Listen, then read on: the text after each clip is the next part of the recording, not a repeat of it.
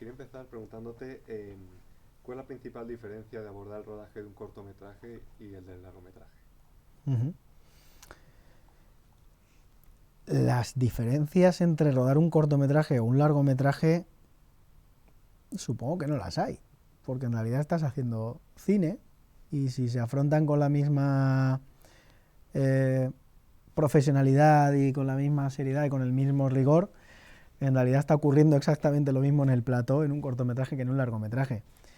Lo que sí es cierto es que el rodaje de un largometraje multiplica las jornadas, ¿no? Si en un cortometraje puedes estar rodando 3 días, pues en una película a lo mejor estás rodando 7 semanas, con lo cual es verdad que hay una diferencia a nivel de energías, de concentración, ¿no? que sí son importantes. Pero fíjate, sí que hay diferencias, creo, desde el punto de vista creativo, ¿no? En el sentido de que, en el que para realizar un cortometraje te pueden hacer falta un puñado de buenas ideas, mientras que para hacer un largometraje necesitas un camión lleno de, ojalá, buenas ideas. Y la labor del director no es otra que la de conducir ese camión de buenas ideas e intentar que al final del camino lleguen el mayor número posible. Ujú. Viendo la película, porque además introduces algunos toques de humor negro, Uh-huh, ¿no? Entonces, Jordan Peele, que es el director de Nope, uh-huh. dice que el terror y la comedia son como, además dice, gemelos, se llama ese, ¿no? Entonces, y también dice que son las mejores herramientas para afrontar nuestros temores. Y esto aquí lo he visto claramente. ¿Tú qué opinas? Sí, o sea, tienes esencialmente una película de misterio, ¿vale? Como decía Buñuel, ustedes creen en Dios, yo creo en el misterio. Eh, partiendo de ahí, partiendo de ahí es cierto que es una película que coquetea con otros géneros, ¿no? Es decir, hay secuencias claramente de suspense, hay secuencias o momentos claramente dramáticos y también hay humor negro. Eh, es cierto que el humor negro, o el humor en sí, es algo inherente a nuestras vidas, ¿no? Y sobre todo nosotros que somos españoles, el humor creo que es una de nuestras virtudes, que es uno de nuestros elementos fundacionales y casi vitales que nos ayudan a sobrevivir momentos difíciles, como ocurrió en la pandemia, ¿no? Que hubiera sido de nosotros si no hubiéramos tenido ese sentido del humor que en muchas ocasiones rozaba lo macabro, ese sentido del humor diario, pero que nos insuflaba cierta energía, ¿no? Es cierto que en términos cinematográficos el recurso del humor a mí me parece muy interesante. Y cuando uno está tratando, como es el caso, temas serios y de cierta profundidad, y lo está tratando desde un género, como decía, desde el misterio, desde el suspense, desde el thriller, es cierto que el recurso del humor, yo como espectador lo disfruto y lo agradezco, ¿no? El no estar en tensión durante 120 minutos, sino que haya determinados momentos de relajación donde uno se ríe, donde el espectador disfruta y también relaja. También te digo que desde el punto de vista de la construcción narrativa de la historia, el humor es un ingrediente también muy útil porque ayuda a bajar la guardia del espectador. Con lo cual, en Tiny Tina, una secuencia donde se baja la guardia del espectador con la comedia normalmente precede a una secuencia que va a ser bastante potente y bastante perturbadora, ¿no? Y es una forma también de jugar con las emociones del espectador. Ujú. Yo viendo la peli he visto varias referencias a Carpenter, a Polanski, ¿no? No sé, a lo mejor me equivoco, a Chicho Iván sí, Serrador. Cerrador. Uh-huh. Eh, ¿Por qué dan miedo los niños? En general, En general o en estas películas en concreto. ¿Por qué, no, por qué es tan intrigante, ¿no? El uso de los niños en estas películas. ¿Por qué dan ese miedo? es cierto que, que los niños en la historia del cine, ¿no? En cine sobre todo de género, eh, han sido vinculados con un lado oscuro, ¿no? Con el lado oscuro de la infancia, el lado oscuro de lo puro, ¿no? De la pureza. Y efectivamente son ese símbolo, ¿no? Porque los niños, todos hemos sido niños, y todos sabemos lo que es jugar, y todos sabemos lo que es una inocencia corrompida, todos sabemos lo que son unas buenas intenciones, pero que no lo son en realidad. Eh, y por lo tanto es un campo de juego efectivamente interesante, ¿no? Sí que creo que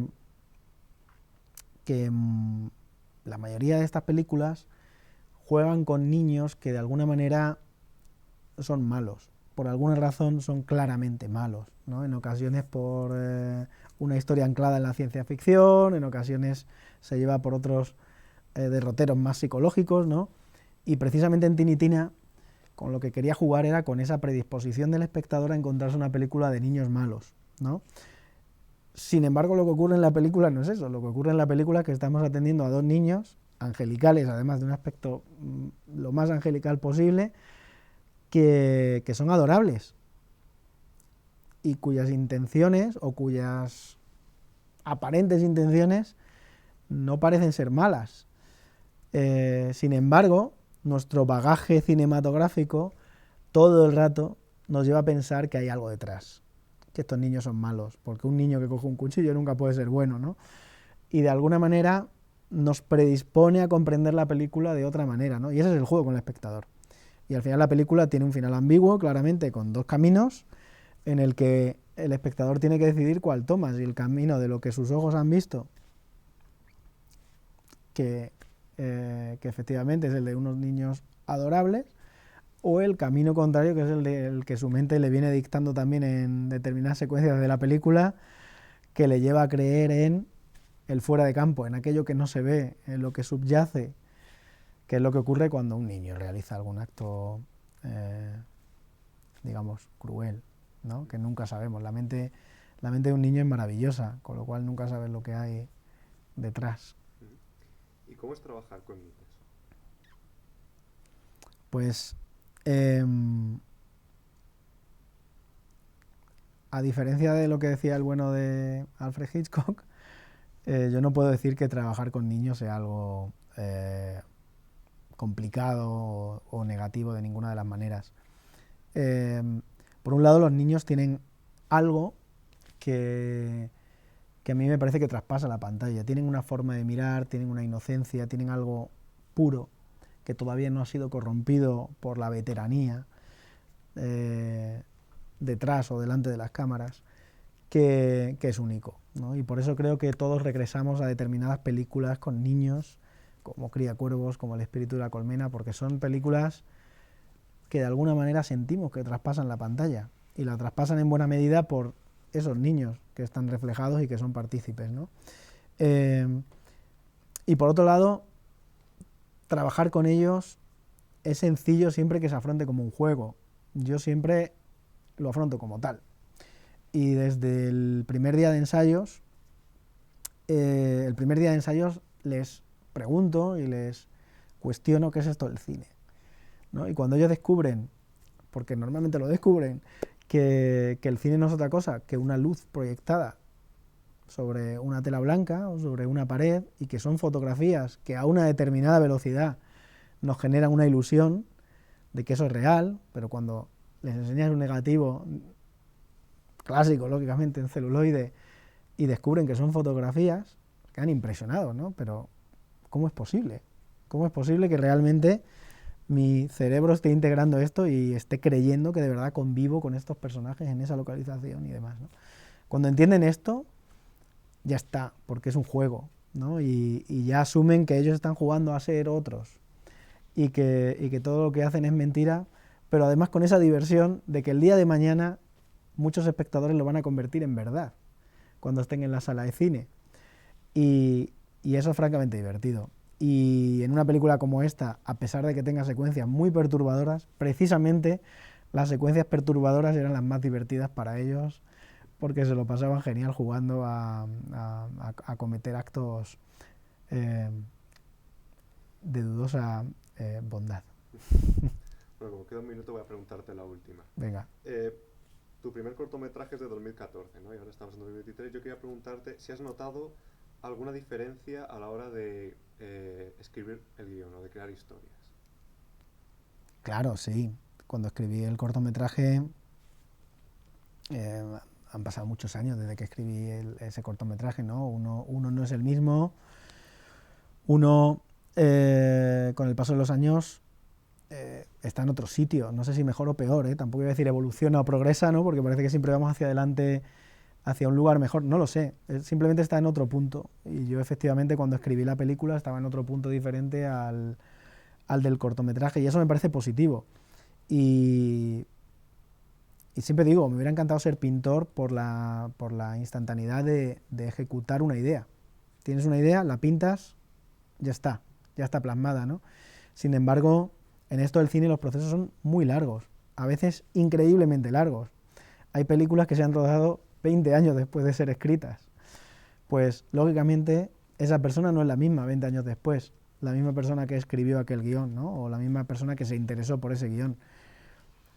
Pero eso me parece enriquecedor, porque eres otra persona que está en otro lugar, pero tienes un guión que afronta unos temas. Pues es muy interesante que ahora recicles esos temas, ¿no? Y los pases por el filtro de la experiencia que te ha dado el paso del tiempo. Y ahora va a ser otra historia diferente, pero va a ser la historia que hay que contar en ese momento. Muchas gracias. Muchas gracias a ti.